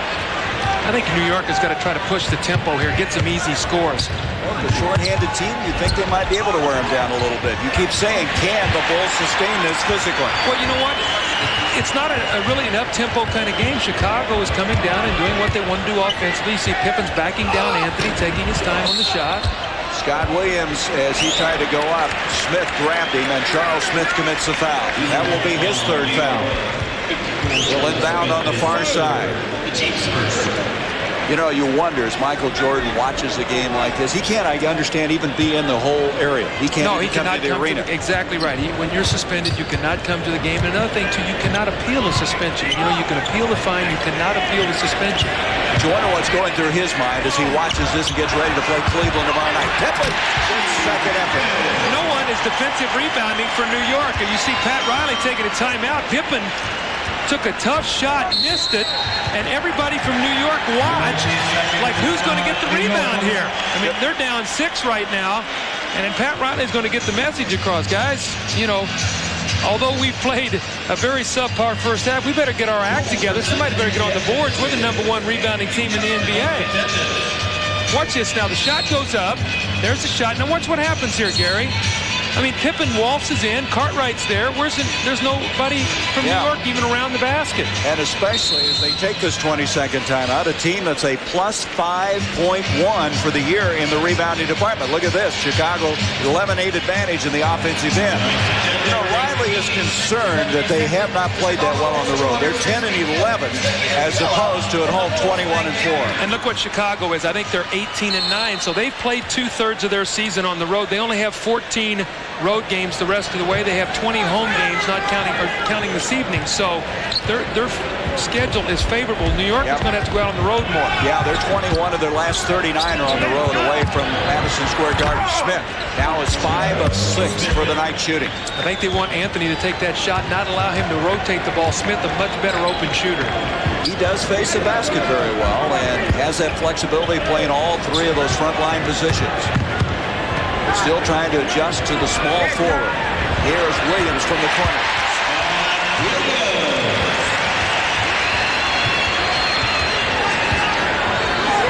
Now Starks, who is 2 of 7 shooting in the first half, trying to create something. Nice job there rotating to Smith, forcing him to make the extra pass to Anthony. Shot clock again winding down. It's down to 6 as somebody grabbing. Ed Rush indicating somebody grabbing defensively, committing the foul. And somebody is going to be Pippen. That'll be his second. Away from the ball. That really helps New York. The shot clock was winding down, so they're going to get a new 24 seconds. Well, you wonder if Pippen can continue this pace. He's been absolutely in a frenzy at time on both ends of the floor. One thing about it defensively, though, he's playing Anthony, so he's not really expending a lot of energy. There's a tough shot by Ewing that goes in, but what a difficult shot. He had 40 points against the Sixers on Monday night. 24th 40-point game of his career. He can really get started on you shooting that jump shot from outside. Here's another one, Scott Williams on the other side. Yeah, he missed this one, though. He got the air ball. If you're going to have an air ball, do it at home. And we have a man shaken up. It's Smith at the other end. He's down as Starks hits the jumper, a 3. And in pain right now is Charles Smith. I'm not sure if he hurt his arm, his knee, his wrist, what he hurt. But he is in pain right now. Well, we're going to take a full timeout with 8:53 to go in the third, and Smith trying to shake it off. The Bulls by 1. Gary, this will give us a good look at what happened. This is Charles Smith. Scott Williams is going to take the jump shot. He's going to fly at him, and he's going to land on his right ankle, and you're going to see his right ankle roll over right there. John Starks hits a 3 against 4-on-5 defensively, so New York pulls to within 1. Well, Smith stays in the ball game as Armstrong misses and Ewing with a mammoth rebound, and that'll be off of the Chicago Bulls. You know, one thing that's starting to happen now, the guards are shooting better. Starks, after missing all those shots early now, has made his last 3. 2 of those have been 3-pointers. Well, he hit the last 3-pointer right at the end of the half, which pulled the Knicks to within 4. Into Ewing, and Ewing with good body control. Sometimes he really impresses you the way he can hang at that 7-foot frame. He has 19 points. Well, you see New York right now, you get a sense that they're starting to try to make their move. To do it, they must defend and rebound. 7-0 run for the Knicks. Pippen in trouble, hung up in midair. He got rid of the ball. It will be the Knicks basketball. See, Charles Smith is long and lanky. He's 6'10". Once he blocks Scotty's jumper, that time he jumps at him. He forces Scotty to try to make the pass. Those don't go in the statistical category. How many shots you change? Exactly. Here is Starks. He wants it now. You can see his confidence. He is brimming with confidence. He's one of those streaky players. I mean, he'll miss 5 in a row, and you want to wring his neck, and then all of a sudden he makes 5 in a row. I mean, that's it's one of those no, yes. Right. It's like good coaching. Boy, they are really doubling up on Pippen, and Starks got a hand on him. But Pippen right now, they're trying to take him out of the game. Well, they're going to try to force him to be a passer. Now, what's happened is Darrell Walker's coming in the game for one reason, to try to cool off John Starks. You gain defense, you lose the offense of B.J. Armstrong.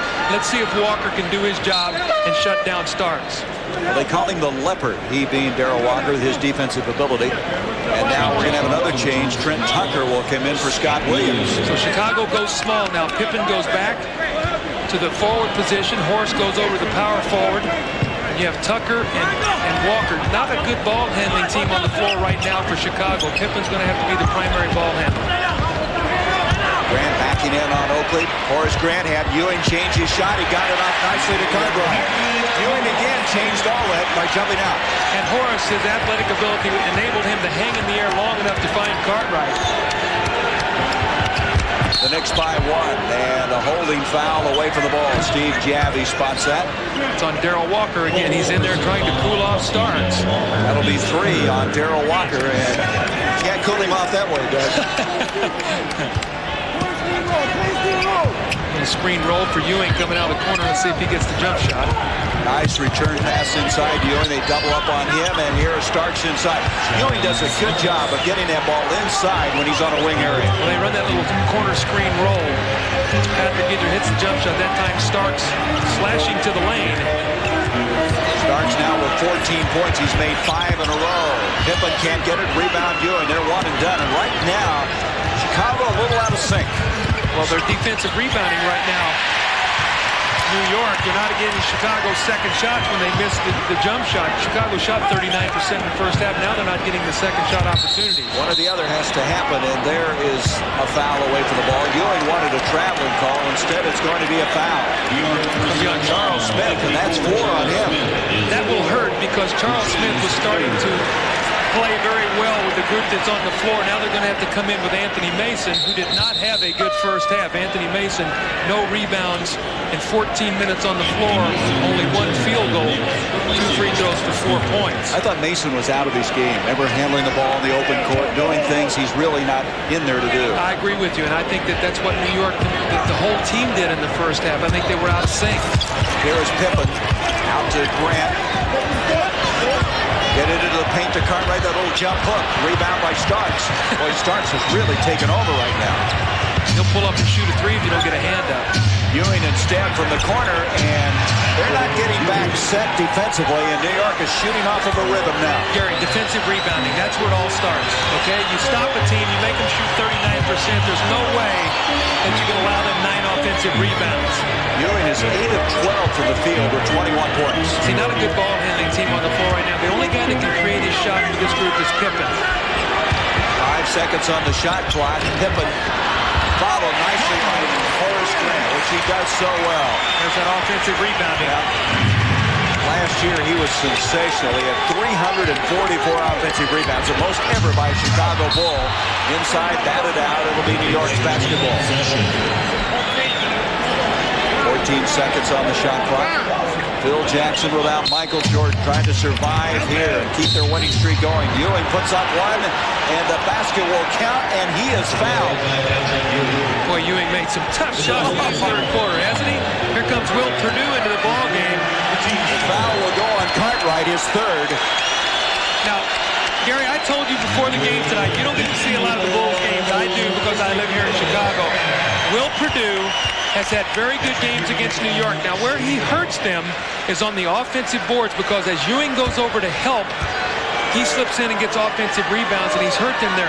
Now, he's going to have to get more help defensively against Ewing than Cartwright, so they're going to have to do more double teaming and quicker, but keep your eyes on Perdue on the offensive boards. There he is, number 32.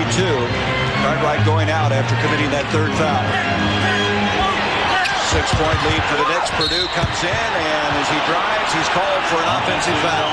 Not the way he wanted to start. Well, Gary, let me tell you something, okay? I have a philosophy about guys that come off the bench. I do not like them shooting the ball the first time they touch it. I like them to get warm. I like them to get a couple touches, get in the rhythm. It's very difficult to come in and make a move and make your first shot after you've sat there for the whole game. They have Oakley on the baseline, backing into Grant. Partially blocked by Horace Grant. Starks headed, stripped by Walker. Boy, he does have quick hands. Yes, and strong hands, too, and he will stick his nose in there. Grant Tucker from the corner. Perdue had a piece of it. Ewing kept it alive. It'll be retrieved by Oakley. They better check Mason on the base, but instead Ewing takes it to the hole. A little out of control there. Tempo really picking up now. Not to mention the crowd. Ewing late getting back. They couldn't take advantage of it. Perdue backing in on Oakley, and there's what you're talking about. He loves to play against New York. I don't know what it is. There's like 2 teams, the Milwaukee Bucks, New York. There's some teams that he loves to play against. Well, you better know that as a coach. Starks, backdoor, beautiful pass. Well, no one talked to Darrell Walker. They cleared the backside. I don't know if there was a back pick on that, but Starks heating up, and it was a gorgeous pass. And it's intended for Grant, and a steal by Anthony, and he's fouled as he goes up the floor. It's only 14 fouls, so that was a good foul by Horace Grant. It's not in the penalty, so the New York Knicks will get the ball sideline out of bounds. Doug, let's take a look now at tonight's GMC Truck Scoreboard as you look around the rest of the NBA. Starks, by the way, has 16 points. So that back door, he's hit 6 in a row. Well, Detroit meeting New Jersey, sort of repaying Chuck Daly for the thumping that he gave them the other night. Well, the Celtics have won 3 in a row. They've hung tough in there after having a skid on that Western swing early in the year. That'll be Chicago's basketball. Well, the Bulls led by as many as 7 in the first half. The Knicks up by 6 now. It's a back door. And it's a beautiful pass to Grant, and he missed the shot. He'll follow, and he got the putback on a good second effort. Horace Grant is so quick off his feet. He made the first effort, missed it, exploded right back to the basket. That's 2 putbacks now in this quarter for Horace Grant for scores. What do they call it? A quick leaper. Exactly. And it goes, and that'll be a foul on Pippen trying to come around from the backside. So Scottie Pippen with his 3rd. There'll be 2 free throws there now in the penalty, so... Yep, 5 team fouls. Okay, one thing that's happened in the second half, they have not allowed Pippen to get started. Well, they made the effort to try to make things a lot tougher for Scottie. He got off to an easy start. He made some jump shots. They've doubled him on screens. They've tried to chase the ball out of his hands and make some of these other players beat them. BJ now sitting on the bench because John Starks got hurt. Yep. And they need Darrell Walker on the floor defensively, so they miss his offense. Anthony Mason, his numbers are up dramatically from a year ago. He has taken his game to a different level, and we've got a foul on Oakley as he got a piece of Horace Grant on that missed free throw. That'll be the 4th now on Charles Oakley. That's not a very smart foul.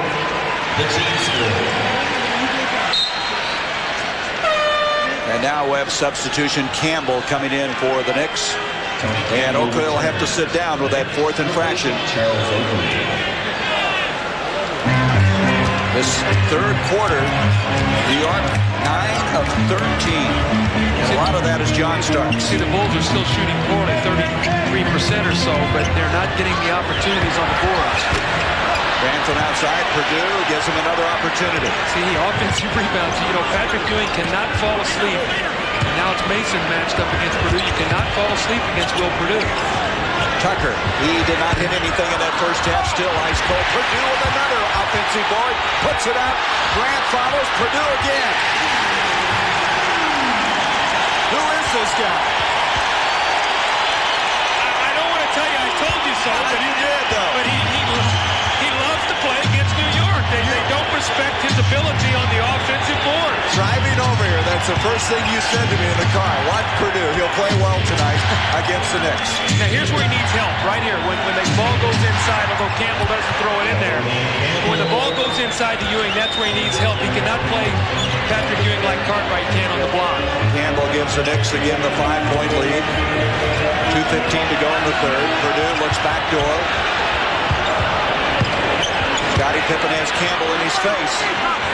8 seconds on the shot clock. Walker will duck inside to Purdue.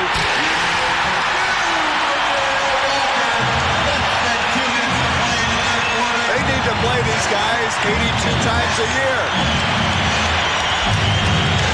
Purdue loves it. He has 6 points, 3 of 4 from the field. Mason from the corner. Anthony Mason, that very peculiar shot. They really worked with that wrist. He had a faulty wrist as far as his shooting is concerned. He's improved it from a year ago. Pippen tried to duck in, goes right by Campbell, but Ewing is there, but he commits a foul. We have a timeout called by the Knicks. 1:25 to go, 3rd quarter. New York, 72-67. You know, Gary, in that three-point shooting, it's going to be interesting to see if Craig Hodges can come in there with not playing all year long and win that. I mean, this guy has made that his forum to show what he can do. I remember last year, 19 straight shots he made, which was sensational. You know, Pippen again took that free throw so quickly. Boy, he just gets up there now. It takes no time at all. Well, he just shoots it without a dribble. He just catches it now and shoots it. I mean, that's a new rhythm for him, and it's working at this point in time. Scottie in the first half, 19 points, second half, now he has 4 points on 1 of 5 shooting. So is he getting tired? We'll have to wait and see what the fourth quarter brings. Here's the guy that's had the hot hand start. You can tell he wants the ball. That was a tough shot. Purdue with a defensive board. Now Trent Tucker, if he had been shooting with some confidence and rhythm, that ball would have gone up just a moment ago. Tucker takes it in. Alina. It's a one-point game. Well, that was great execution by Chicago. They ran that perfectly.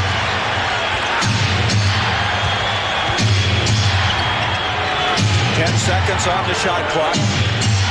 Anthony picked up by Walker, gets it in, return pass. Greg Anthony overshoots it. Horace Grant made him change that one.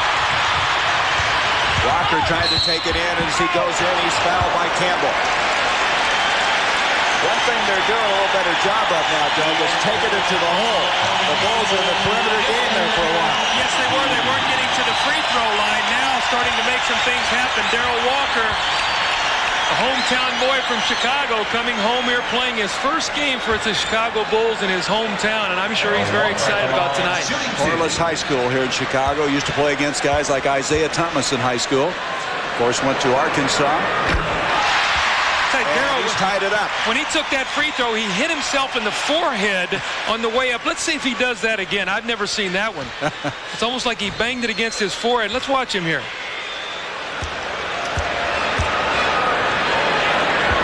He rolls it off his forehead. I've never seen that. Well, it works. We've seen Scotty with the no dribble, and now we've got the roll off the forehead free throw.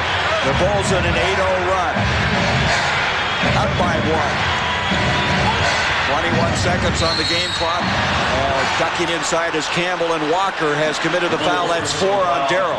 Darrell Walker, his 4th penalty. See, Phil Jackson went to the bench, Gary, and he needed some defense, and he came in with Darrell Walker. And Darrell Walker has given defense. Will Purdue has given him a great lift off the bench with 6 points and I think 5 rebounds. B.J. Armstrong now coming back in. Now he's coming in for Darrell Walker for offense. You've got 19 seconds plus here. So they'll try to go for the last shot. They'd like B.J. shooting on the floor. Let's see if Scottie Pippen creates. You have Trent Tucker also a three-point threat. That gives the Knicks the 1-point lead. 19.6 seconds left in the third. So you can't help off of Tucker, and you can't help off of B.J. That means that Pippen is going to be able to get to the lane, so someone's going to have to give help. Probably Patrick Ewing with Purdue. Pippen tries to take Campbell in. He got a piece of it. Tough shot. Off balance. He got it. At the buzzer. At the buzzer. Oh, they ought to give him a degree of difficulty there. Scotty loses the handle. He goes back and reloads. 2 for 6. Looked like he even got bumped. So 6 points in a quarter for Scottie Pippen. The Bulls retake the lead. 75-74. We played 3. A 1-point lead for the Bulls. Doug, at the start of this telecast, we talked about the big 3 without Michael Jordan. That's Grant and Pippen and B.J. The big 3 tonight has 50 points. Well, Pat Riley wanted to hold him to 60, so he's going to have to do a great job in the fourth quarter. Chicago got the nice spurt from the bench scoring 12 to 11, so they've done a nice job. They got back on the offensive boards, and they're in a great position now to pull this basketball game out. Well, Pippen, who had 19 at the halfway point, came on strong at the end of that third quarter. Doc Rivers now will start the fourth quarter in the backcourt for the Knicks. He and Starks will be the guards. Campbell, along with Mason at forward, and Ewing as the center. Armstrong, Pippen, Purdue's played so well. Tucker and Scott Williams in the lineup. That's goaltending. Goaltending against Scott Williams. I don't think that shot had any chance to go in. Scott Williams should have left that ball alone. That ball looked like it was a pass. And you see what Phil Jackson is upset about. Oh, Jackson is storming the Watch this now. I don't think this was anywhere near the basket. Look at that. That's not even anywhere near the basket. Oh, no, it has to have the opportunity of going in. There was absolutely no chance for that. So you can see why Phil Jackson is in a lather. Here is Pippen, and Pippen doesn't get that. Williams tries to follow Purdue. They're going to have a loose ball foul inside. 1-2 punch inside on the offensive boards at time, and Mason has committed the foul. See what happens. Patrick Ewing chases out at Pippen and tries to get the shot, and then Will Perdue goes right to the board. No one's getting to him. Somebody better get to him and respect the fact that he can offensive rebound and stick the ball back in the basket. But what about Perdue again? What a nice job he did boxing off inside. Here's Tucker taking starts inside. Trent Tucker has struggled tonight. Coming up with that basket now, has 5. He's had all 5 in the second half. Well, how about creating off the dribble, something he doesn't normally do? Good point. Ewing turn around with Perdue in front of him, and Patrick Ewing now with 28 points in the game. Well, that's a tough shot, though. Will Perdue, if you're going to make him make shots, you want him to make jump shots like that.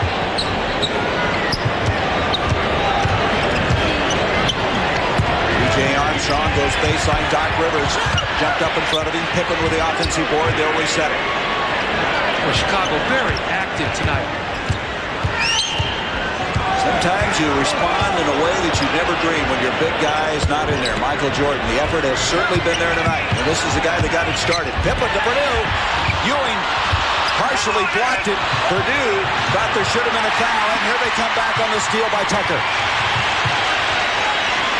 Perdue is really active inside, and now a technical on Perdue. He's too active.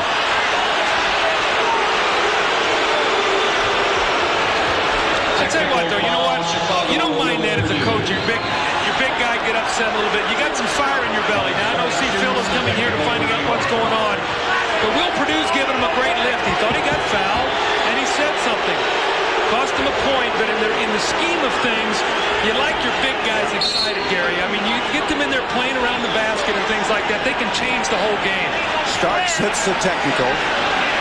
79-77 New York. See, what I'm sure that Phil would like to do is if Will Perdue continue to give him these kind of minutes, maybe for about 4 or 5, and then the game be close enough to have Cartwright come in and play against Ewing down the stretch. There's Ewing. They thought here, this Bulls crowd, that he fouled Perdue. Perdue will bring it outside. 6 seconds on the shot clock. 4, 3. Tucker's going to have to force one. He didn't get it off.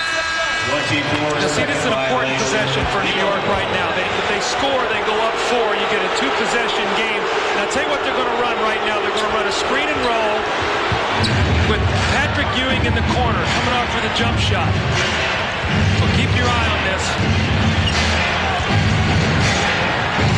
Doc Rivers will try to go to the corner and get the ball, and they'll try to run screen roll with Ewing. Here it comes right here.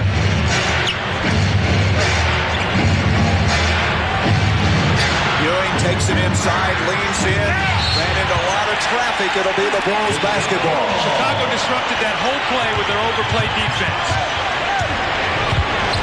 The Knicks by 2. 9:22 to go. Armstrong dribbled that one off his foot.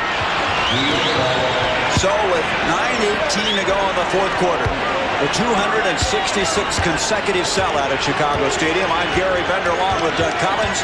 Coming in here, both teams on long winning streaks. 6 straight for the Knicks, 5 for the Bulls. The 3rd meeting of the year. They split the first 2.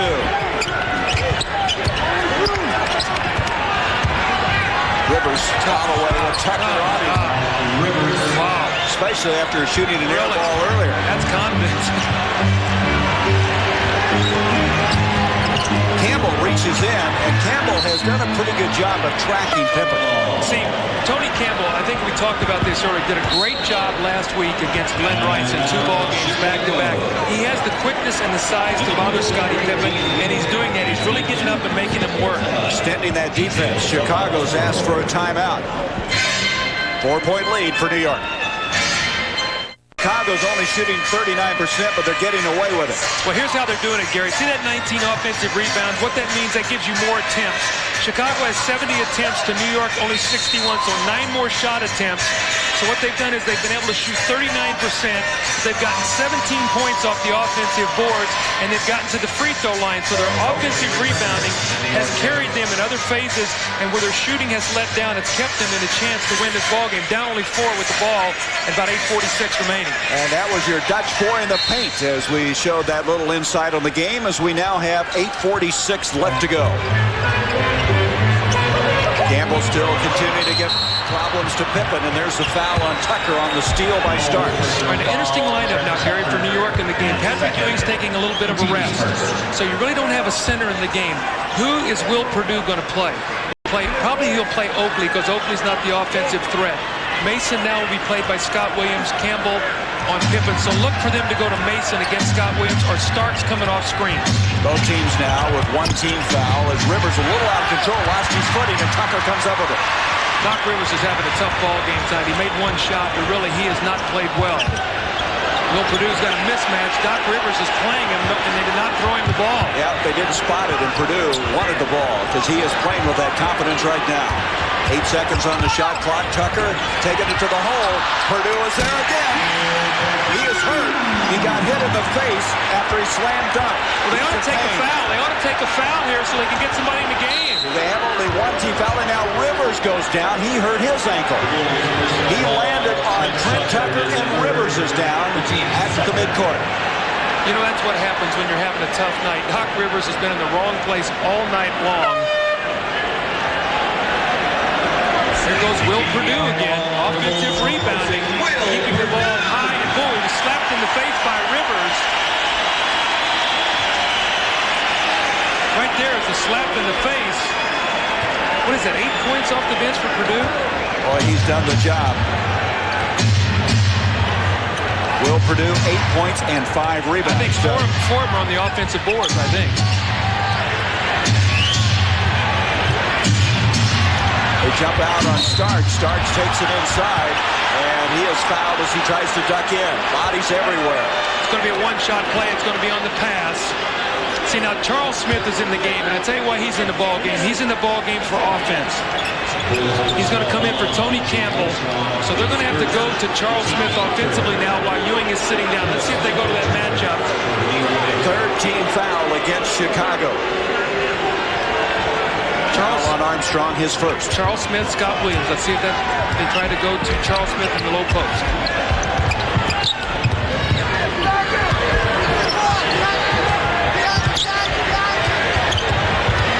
Stacey King jumps out on him. Mason, nice pump fake. Baseline, reverses it. Anthony Mason. Good body control. Yeah, and he didn't settle for the jump shot, recognizing he still had time on the clock. Took the ball to the basket. The Knicks by 4, just outside, 7 minutes left in the game. Spin move by Scott Williams, almost lost it. Pippen will duck in a leaner. That is a tough shot. Rebound by Smith. Got to get the ball out. I can clarify that. Will Cedric Sabalas blindfolded again in the slam dunk. He'll be tough. 85-79, the score. The Knicks on top. This is crunch time here for Chicago. They need a basket. They don't want to get down by 8. Stacey King is a left-hander, wheels in with it. Now, New York does not want to settle for jump shots. They want to get things going to the basket, get to the foul line. Starks clearing. Shot wasn't there. Quickly got it inside to Oakley, who misses the easy one. And we're going to have a foul, and the foul is going to go on New York. And on Charles Smith, that's his fifth. That was a very good pass. I think Oakley was almost stunned. He had the ball in there. Well, Gary, I tell you what happens with Charles. Charles is always concerned about getting his shot blocked because he does not have great lift. So he shoots the ball quickly, tries to release it so fast so he doesn't get a block. So he misses a lot of easy layups. Perdue will come back in. Tucker will leave. Now, see, you come back in with Will. You say, why do you take Stacey out? He just scored. Because Stacey can't guard Patrick Ewing. Ewing is back in the game. Bill Cartwright has not come back into the game. Let's see how long they go with him on the bench. Ewing coming in after about a 2-minute rest. Pippen, double team, stripped. Ewing comes up with it. That'll be a block. That's 5 blocks for Ewing. Starks can't get it to go. Pippen hustles it out of there. How about the block by Darrell Walker? Pippen pulls up. Got it. Scotty is 3 for 10 in the second half. That was a big shot that brings Chicago back to 2. 5.5 remaining. And this crowd now, you talked about them being laid back this year. They're not now. Oakley keeps it alive to Ewing. Ewing from the corner. That is a tough shot. How many of those has Patrick made tonight? I know he's got 30 points, but he's got to hit 4 or 5 from that range tonight.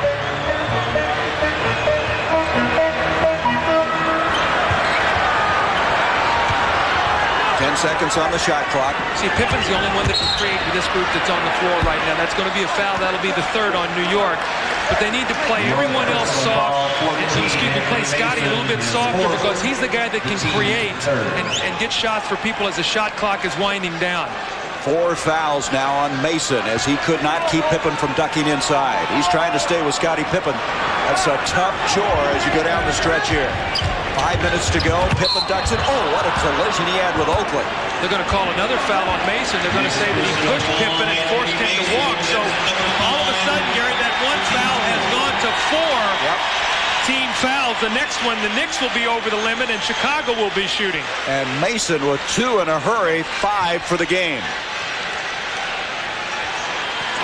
Right back to the same play, screen roll. I don't know if they can expect Mason to stay with Pippen. Now they use the screen by Purdue. Pippen pulling up. Scotty never got his legs underneath. Looked like he stumbled. And Ewing is fouled after he retrieved the defensive board. Walker reaching in and committing the foul. Gary, did you notice as Scotty drove to the line, he used so much energy to get there. When he stopped the play, it looked like his foot rolled just enough to throw him off balance. And again, you said energy-wise, you wonder if he can sustain this. He's had to go so hard in the absence of Michael Jordan. Well, he was 7 for 15 in the first half. He's 3 for 11 shooting in the second half. So I think you would have to say that Scotty is getting tired. He's played a tremendous game, but they're going to need him this last 4 minutes and 40-something seconds. You see the numbers on Ewing. That foul on Walker was his 5th. Patrick Ewing had a 40-point game on Monday night. 24 points last night, 31 tonight, and we mentioned since the last week in January, I think he got upset he wasn't voted in as the starting center in the All-Star game. Since then, he has really stepped it up. I think that was part of it, and I also believe he was having problems with the knee that we talked about earlier, and it threw his balance off on his shot in the post. He was playing on one leg. 89-83, New York, 4:40 left in the game. Mason still with 5 fouls, tried to stay with Pippen. Pippen will drive around. Outside it comes to Armstrong. Walker having trouble. The ball knocked out of bounds. It'll be 3 seconds on the shot clock. All right, now who are you going to throw? They're going to probably get something with Scotty or BJ to get a quick shot. 20-second timeout for the Chicago Bulls to try to map some strategy here on those 3 seconds they have available to them. You know, Gary, what jumps in my mind right now at this point in the game is you realize the greatness of a Michael Jordan at this time, because night after night after night, this guy in the fourth quarter cranks it up and puts up those superhuman numbers. You see a Scottie Pippen who's a great player, and under this defensive pressure, it's been very, very difficult for him to get the shot he would like to get. It just shows you the greatness of Michael Jordan, because Scottie in his own right is a great, great player. You know, all the pressure is on the Knicks to win tonight because of Jordan being out of there. No one expected Chicago to win. You take a 32.6 average out of the lineup, that's a lot of points. Well, look at the score. I mean, they've kept it in a reasonable pace here where they've got a chance to win it. There's Pippen with a 3. Just like Phil drew it up on the floor. Is that huge? Wow. 89-86.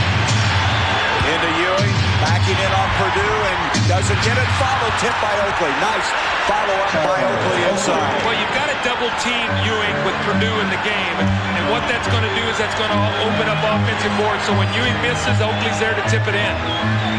That was good defense. Well, they will double off Oakley. Grant will be the guy to help out, so someone's going to have to clean up the board so Oakley doesn't get some second shots.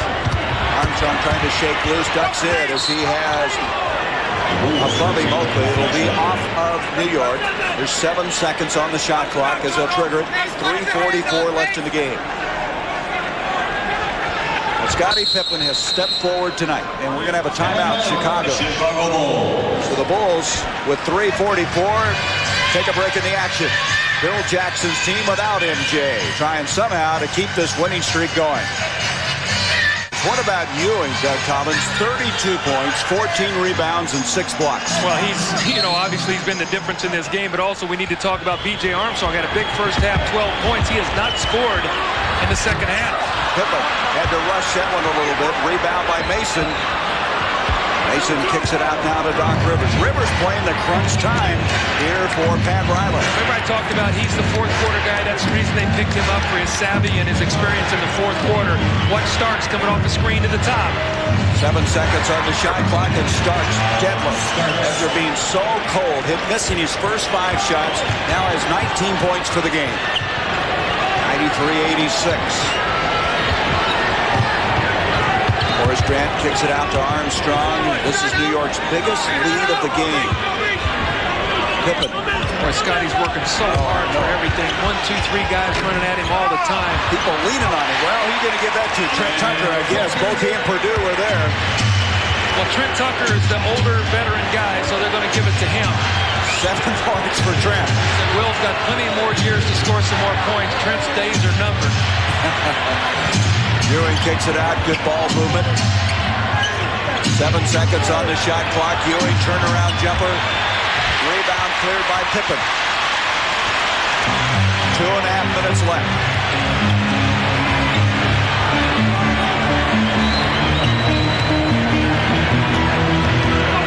Tucker trying to get around. You know, he's been trying to do a lot off the dribble. You mentioned that earlier. He made a couple of nice plays. Here's Pippen using the screen from Purdue. Can't get it. Right now he's gone cold. Kicked out nicely by Grant. See, Trent would like to unload a 3. They're chasing him off and making him put the ball on the floor. 15 seconds on the shot clock. Pippen again, as you mentioned, working so hard. He's just tenacious. The thing I like about it is Scotty has missed some shots, but he knows that they've got to continue to go to him, and he's taking the shots. That's a big-time play by Scottie Pippen. And he cuts it to 3, just inside 2 minutes to go. Scottie Pippen working so hard in this second half after going 7 for 15 in the first half.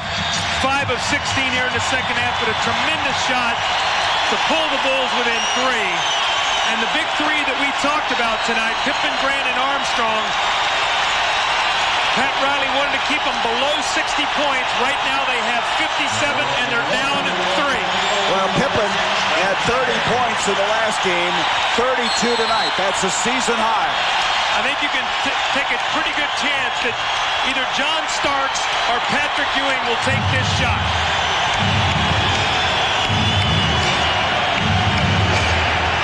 Ewing kicks it out. Rivers is going to be the guy. A 3 rattles out. BJ's got it. I'm really surprised that Rivers took that 3-point shot. They didn't get something going to the basket. They score here. They put the pressure right on the Knicks. They have to score again. Using that shuffle cut.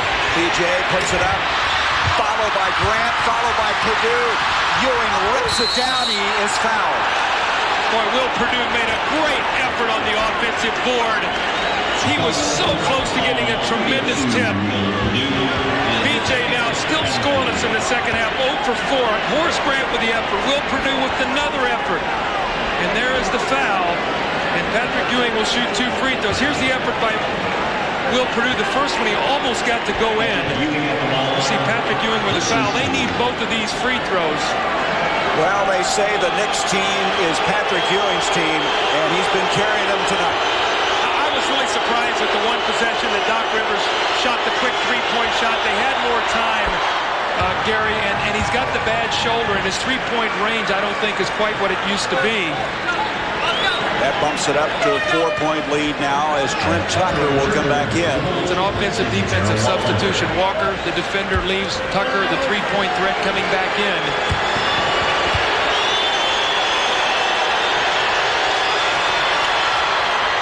Ewing hit them both. Look for Chicago to spread the floor quickly and try to get the ball to Pippen and let him go in the open court. Boy, he wanted the ball, too. He was telling Purdue, get the ball to me. They spread the floor. He's going to go to the basket. He backs around. Nice pass to Purdue. Oh, he missed a slam. Pippen on the rebound. Can't get it. Purdue with another rebound. He's possessed out there. 3-point game. Can you believe that? Hey, throw a New York Knicks jersey on somebody and Will Purdue goes crazy.